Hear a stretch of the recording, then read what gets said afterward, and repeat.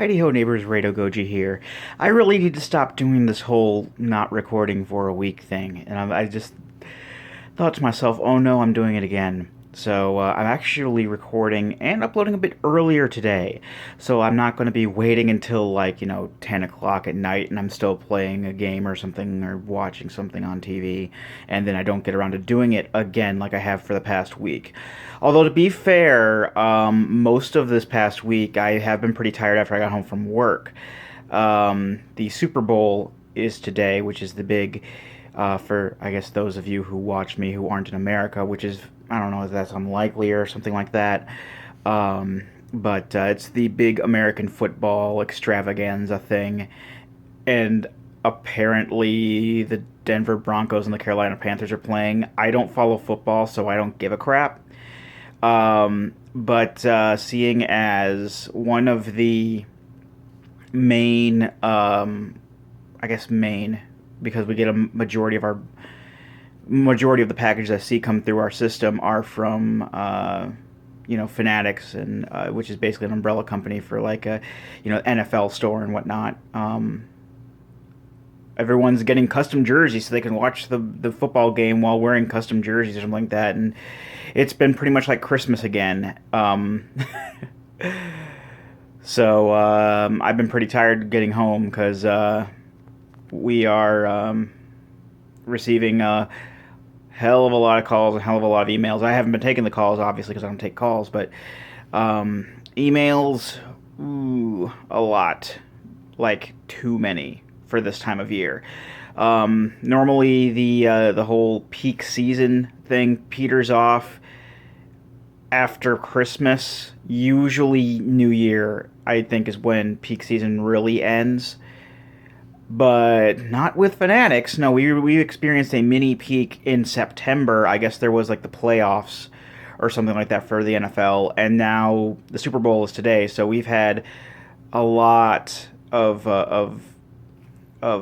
call volume and email volume and stuff, which isn't really all that good on our end because we can barely handle it. But that's pretty much why I haven't been posting anything during the week, is because I pretty much just came home, ate something, and then I'm just like, I'm too tired to really do anything. So I haven't really been doing anything. But the past couple days, Friday I actually went to Greg's. We hung out for a bit and played games and did a tiny bit of planning. I thought we were gonna, do a bit more planning on the gaming channel, but I mean, we do have some ideas. I was thinking we would go a little bit more detail. I mean, it's not like I'll never see him again. So, we have plenty of opportunities to talk about what games we're going to play. One of the things that's been bothering me is what we're going to call the channel, but I don't know if that's super important. But we pretty much know where we're going to be recording. Once I get the equipment, we're going to need to know how to set it up. Or, adjusting them, how I hold the phone, because, again, I don't have a stand for this thing or anything like that. But, what we're going to play. We do have a couple of ideas of what we want to play. But, yeah. But mainly we just played Lego Jurassic Park and watched Rift Tracks, so that's mainly what we did. But in any case, that's why I didn't put anything on Friday. And then yesterday, what did I really do yesterday? I mean, I had planned on going to my friend's house, but he said he felt a little ill, so I was going to go just straight to his house after work, but he didn't answer when I called him, and he didn't call me back on the way home, so I just went home. But yeah, it turned out he wasn't feeling that great that day, so I didn't end up going to his house or anything. And I watched some things, and I watched mostly Barney Miller, and then I started playing Lego Dimensions because I finally got around to picking up everything that I had on pre-order on Friday. That it was already out and I hadn't picked up for like weeks. Lego Avengers, which I haven't started yet. It's all Lego stuff, by the way. Lego Avengers.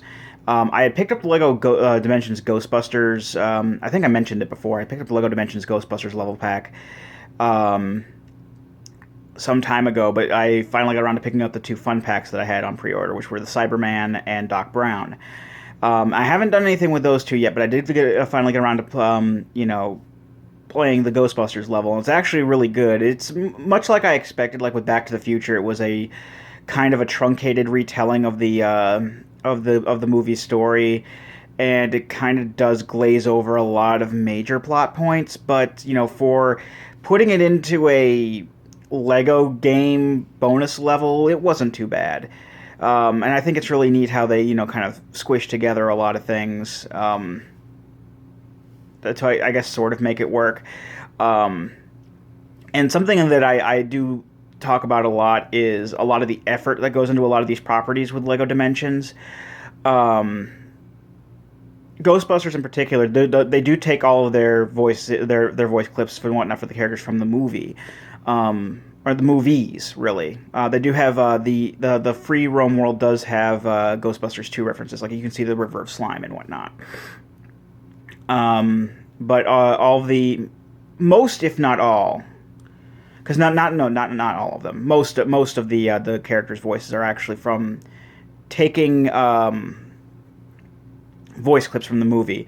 So I guess so they can put the actors' names in the credits, because we got Bill Murray. They have Bill Murray, Dan Aykroyd, Harold Ramis, Ernie Hudson. Even though Harold Ramis is since long passed, they did take the voice clips from the movie. So Venkman is movie clips by Bill Murray, Ray is Dan Aykroyd, etc. They also did that with Sigourney Weaver as Dana Barrett and William Atherton as Walter Peck. Any of the other characters that kind of sort of... Well, no, the hotel manager, actually, I think, had his taken from the movie as well.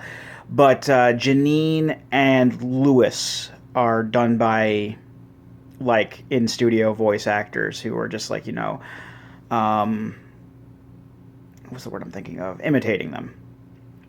Because you do have a lot of that. Like in Lego Jurassic World, during Jurassic Park, you do have, Sam Neill and Laura Dern and Jeff Goldblum, Richard Attenborough, having their voice clips taken from the movie, but characters like Ray Arnold and Dennis Nedry are done by imitation voice actors. But I think Ghostbusters does have, at least for Lego Dimensions, does have quite a bit of effort put into it. And I mainly put into a lot of the efforts, mainly with the audio stuff. I mean, with the graphics, you can pretty much do anything, and the graphics do look pretty good for Ghostbusters, but for Ghostbusters Lego anyway. But I mainly look at a lot of the audio things, like the voice acting and the music. The voice acting, I talked about, but the music I knew when I played through the story level for Ghostbusters. They did take a lot of tracks from the movie, which is really, really cool. So you got Ray Parker Jr.'s Ghostbusters theme, cleaning up the town, saving the day, a couple of the instrumental tracks, and they're all taken from the movie, and all the actual sung music tracks are the full versions, which is something I really, really enjoyed, especially when Back to the Future, they have the same kind of effort put into its production, or presentation, I should say. The hub world doesn't have 1955, as I've learned, which does kind of suck. But it does have, 1985, 2015, and 1885. And, in the game, just in general, you've got Huey Lewis and the News' Power of Love, the full version of the song in there. I think Earth Angel is also in a kind of a cutaway sort of area, which is the Enchantment Under the Sea dance during one of the levels. I don't know if it's the bonus level or the story. I think it's the bonus level. But in any case, but in this particular case, they do have a bit more going into the production, because they actually brought back Michael J. Fox and Christopher Lloyd to record new lines and everything specifically for the game.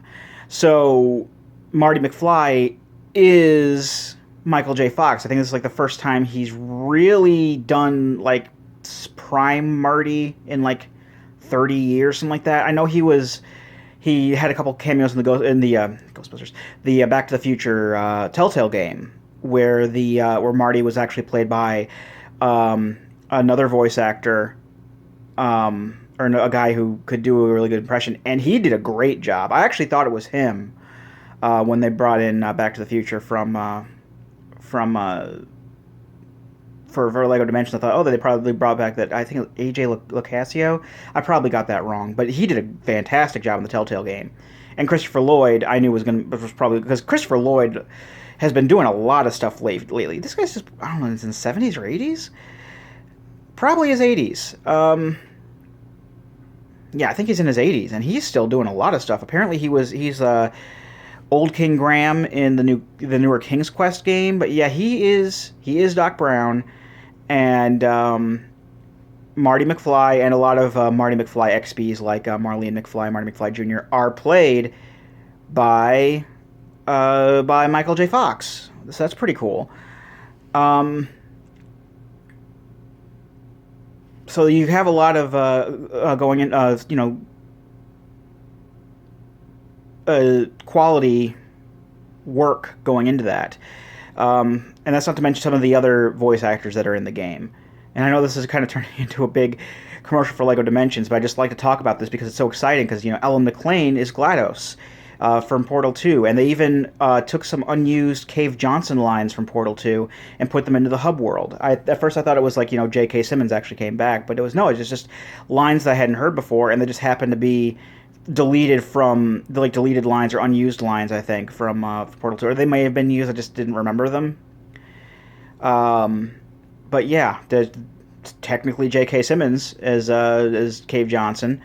Stephen Merchant is Wheatley again, making new lines for the game. What was another one that had all voice actors coming back? I know there was at least one other one, and I can't think of it off the top of my head. Well, I mean, DC Universe is, they just have whatever voice actors they've been using for the Lego games. Lord of the Rings, there we go. Elijah Wood is actually Frodo, and he made new lines for Frodo. Same thing with Sean Astin as Samwise Gamgee. He made a couple cameos in there. But, like Gandalf, and Gandalf is just another voice actor, because Gandalf is the main character in the story, in the LEGO Dimension story, but he has, his... he has like an imitator voice actor doing it, and like Legolas and Gimli, and I think Gollum is an imitator, but Legolas and Gimli just have their quotes taken from the movie. All of the Lego movie cast is in there, so Charlie Day, Chris Pratt, Elizabeth Banks, Alison Brie are all their characters. Whereas Bad Cop is a playable character, but he has all of his just taken from the movie with Liam Neeson there. Will Arnett, I think, actually plays Lego Movie Batman again. Simpsons, actually, they put little to no effort into. Really, they just took voice cast. They took voice clips. Switching hands real quick. They took voice clips from The Simpsons. But the only characters that have voices in The Simpsons parts of the game are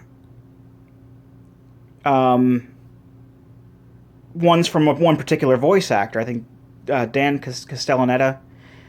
I can't remember the name. This last name off the top of my head. And this is like a well-known guy. I think it's Castellaneta, guy who plays Homer Simpson, and you'll also hear him do voices, I think, for Krusty the Clown. Mayor Quimby, I know you've heard him. I hear him in the Hub World, and Hans Moleman, but they're all taken from the show. But no one else has any voices. Like Bart is a playable character. He doesn't even have any voices. The episode that the bonus level is based off of, which is The Mysterious Voyage of Homer, which is actually a good episode from back in the day when I think the show was still good. There are only two voices in it, and that's the Homer voice clips and Johnny Cash as the coyote. And it just irks me that there's just so little work put into it. They weren't even able to get the rights to any of the music from the actual show. You never hear the Simpsons theme at all throughout the entirety of it. And then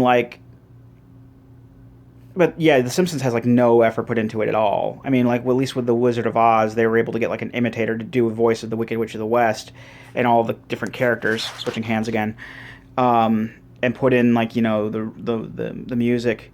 Doctor Who actually has a lot of voice actors coming into the booth. Peter Capaldi actually plays the Doctor, the 12th Doctor. So, and he actually made lines and stuff because he plays a major role in the story, much like GLaDOS did. So they actually had him do a lot of new lines. I think I know Jenna Coleman was God Help Us Clara Oswald.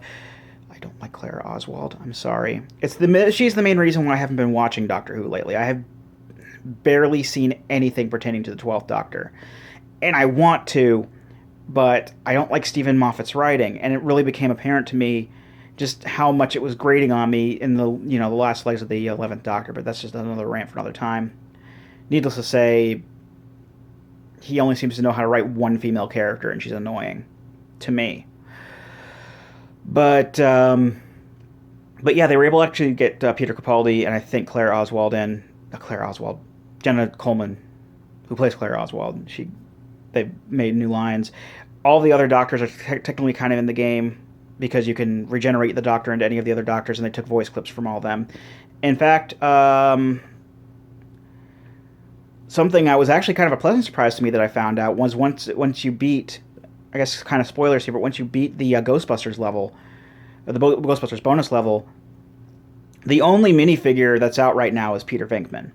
He's the one that comes with the level pack. But even like the fun packs that are coming out later, their minifigures are Slimer and the Stay Puft Marshmallow Man. And you might be thinking to yourself, well, why didn't they make ones for Ray and Egon and Winston? And that's what I was thinking of at first. But as it turns out, once you clear the bonus level, you can actually freely switch between the 4 Ghostbusters. So even though you're still using Venkman's minifigure, you can still be Ray and Egon and Winston. So that's really, really cool. I thought, I was like, well, that makes up for me, I guess. But I could probably talk about this all day, but I didn't think I would end up talking about this as long as I have, because we're nearing the 18-minute mark. So, yeah, LEGO Dimensions. I'm actually going to be getting back to it in just a second here. Because I do want to do stuff with Doc Brown and the Cyberman, because I didn't do anything with them yet.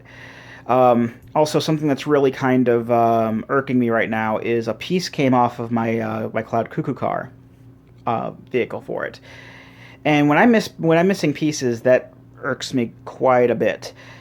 And it's one of those pieces that, of course, doesn't have a spare one that came with the set, so I have to hope that I come across it at some point, because I actually checked around my room because there's no other possible place it could have gone to, like around my bed and whatnot, and I haven't seen it anywhere yet. So hopefully I'll step on it at some point and find it. But as for right now, there's a piece missing off the back, and it's going to irk me because that's one of the main vehicles I use. I have it in its. In fact, it's like one of the only ones I don't have in the box right now. Let me pick that up here. Right here. It's in its rainbow cannon mode, and this is the piece that's missing off the back here. There's like another curved piece that's supposed to be right there, but it's missing.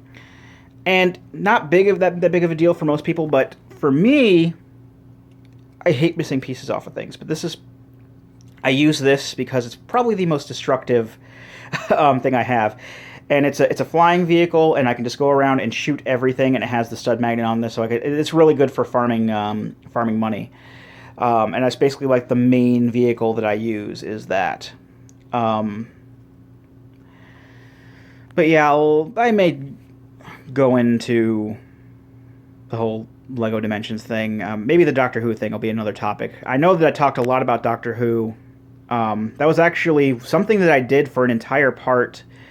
Because I didn't talk about it on RadoVlog. I talked about it. An entire part of my Mega Man 5 NES Let's Play was like dedicated to how much that I was really starting to not like Doctor Who as much anymore. And I think Jenna Coleman was on the show at that point. And that's when I stopped watching, was when Jenna Coleman was on there.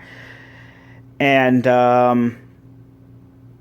I think she was. I think that's when Claire Oswald started becoming a major character, like with the main companion. So I actually dedicated like a whole part of it. It's if you want to see that, um, plug for Let's Play. My Let's Play. I have it labeled as Let's Play Mega Man 5 again, because I first played Mega Man 5 on the Game Boy, and then I played the NES version later on because the NES version is one of my favorite Mega Man games as well. And they both have the same title. And I know a lot of people just like say Mega Man 5 with a Roman with a standard Arabic numeral 5 for the NES version, and then use the Roman numeral 5 for the Game Boy version. But I really don't see much of a difference because they both had the Roman numeral 5 in the title, as far as I could see on the title screen. So the NES version is labeled again, but there's a part there it's just called Rado Who, and that has my long Doctor Who Stephen Moffat rant. So for your consideration. But yeah, for right now, I think I've recorded enough, and I really need to get back into the swing of things if I'm going to make this all work, because I can't be slacking off like this. And not a lot of people watch these anyway, so there aren't going to be a lot of people to tell me to stop slacking off. So if I start slacking off, let me know. I'm fairly sure that I just opened a huge old can of worms saying that. But if I don't upload during the week, it's probably because I was tired that day or something like that. Because as I mentioned before, I don't get home from work until like 10:30 at night during the week. So.